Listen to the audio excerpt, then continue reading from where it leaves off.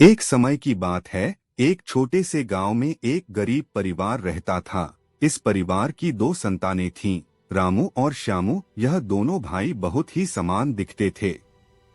एक दिन वो लोग अपनी दैनिक जीवनचर्या में लगे थे जब एक साधु गांव में आया। साधु ने गांव के सभी लोगों को बुलाया और कहा, मैंने एक खास चीज खो दी है और इसे खोजने के लिए मुझे किसी की सहायता चाहिए। जिसमें कर्म शक्ति की ताकत, वही मेरी मदद करेगा और उसे बहुत बड़ा उपहार मिलेगा।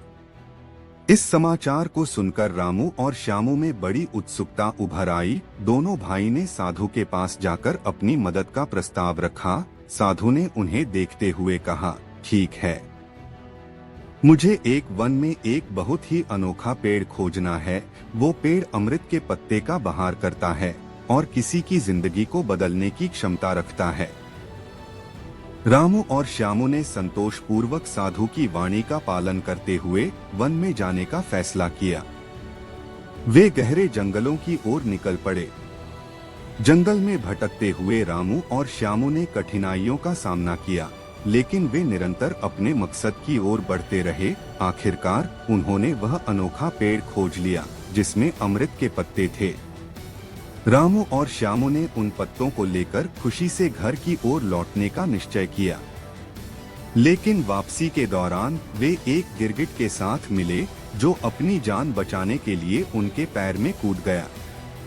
रामू और श्यामू ने बहुत कोशिश की, लेकिन गिरगिट को छुड़ाना असंभव था। उन्होंने इस बात को समझा कि अगर वे पेड़ के अमृत पत्तों को अपने पैरों से हटा देंगे तो गिरगिट छूट जाएगा। धीरे धीरे वे अपने पैरों से पत्तों को हटाने लगे और गिरगिट अपने आप ही छूट गया। रामू और श्यामू ने अंत में वापसी की और साधु के पास जाकर अमृत के पत्तों को सौंप दिया।